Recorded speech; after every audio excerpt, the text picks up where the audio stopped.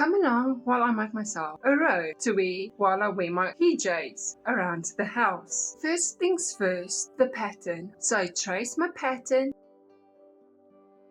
With misplaced clips, I will have to explain to you what I did. I took fabric that looked like it's going to be nice and warm for during the winter and placed the pattern on it. I actually went and made sure that each pattern piece that I required, I placed it all on the fabric, and I found it doesn't matter what I did, this particular size of fabric was way too small. So I went and looked at what they would advise according to this big company pattern. What would be the ideal for two different fabrics? One that have accents or the pop of different color. My pattern fits, therefore I need two different pieces. With that grabbed, I can go and I can cut it out and start sewing. But since it's a net pattern, marking the seams is important.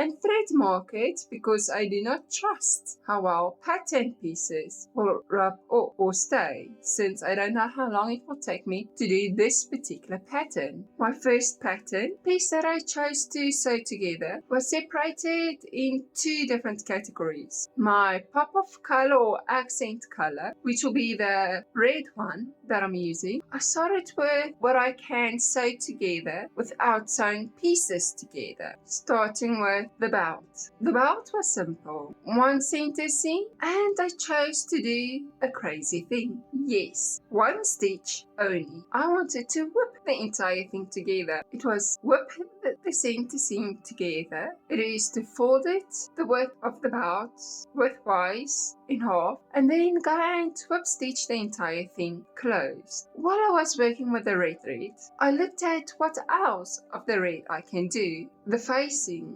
I got the facing for the front that have 4 pieces that need to be sewn together. So I whip stitch 4. I folded the pieces on the sewing line, pin it together, whip stitch it together. Then I had to focus on when I did it. I thought I will be having it loose, partially sewn together. So I decided to whip stitch the seam allowance to basically flat file my seams. I was a bit too eager to get started with the white. Since I'm gonna have a belt, I require belt loops. So I quickly sewed the belt loops to how the pattern somewhat required me to do.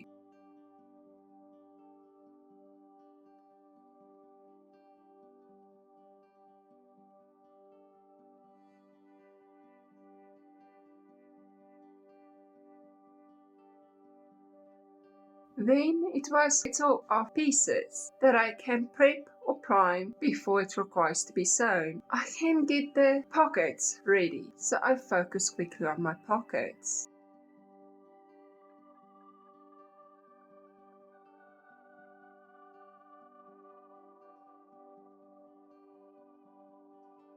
Sewing the shoulder seams together. The shoulder seams are pinned.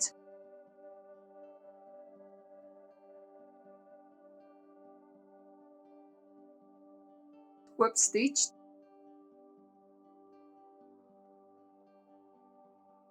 And then the seams are flat felled or technically whip stitched to the fabric.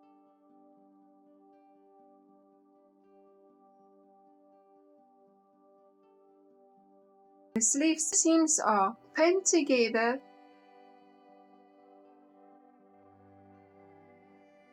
whipped together. The seams are felled or whip stitched down.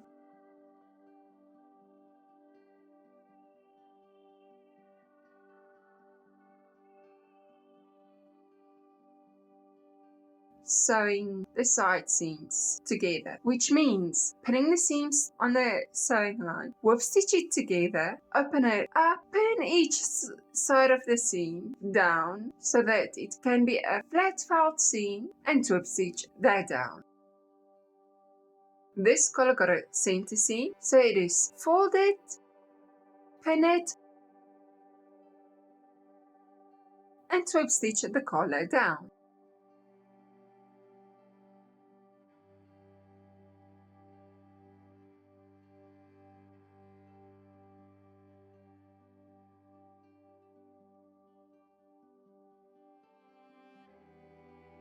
Beginning with stitching the collar to the gown or robe.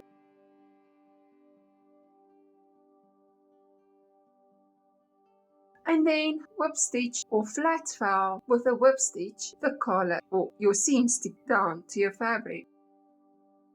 The facing of the center front and the collar, let's pin it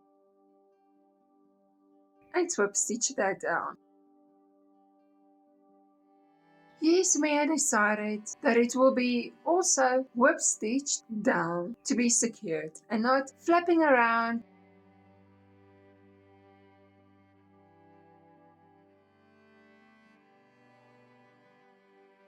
From that, I knew there's going to be one tiny bit of the gown that I will forget. That little bit of a hem. So it's fold it, pin it, and twip stitch it down. Question is where to place all the last few things. So I put it on to figure out more or less where to place it. Starting with the belt loops, or where the belt will be, poorly pinning the loops down. And then it was to worry about what would be next. And that was where I'm going to have my pockets. Pinning that down and all the fiddling I had to do, the belt loops fell off. So once I got the pocket pinned in, I redid the loops and pinned it properly.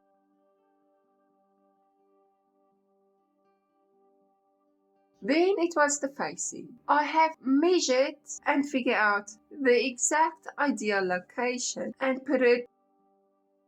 My sleeves need to be shortened by about 4 centimeters. Because it's at the cuffs and I'm going to require a bit of heat there, I will leave that in and just fold that over when it comes to folding on the sewing line to be able to pin it down. Once pinned, it's whip stitch down, and then the other edge of the facing needs to be whip stitch down too. From there, I will fold the cuff part of my sleeve to the correct place, and then with a tack type whip stitch, tack it down on 4 places, each quarter of the cuff, so that would stay in place. Then we go to the pockets. Those will be a straightforward whip stitch it down to the correct location, leaving us with the last item that needs to be done, and that will be the belt loops. That will be also whip stitch down to where it needs to be. From there, the gown is complete, which means time to stay warm. But I have discovered something with this ice cold temperature that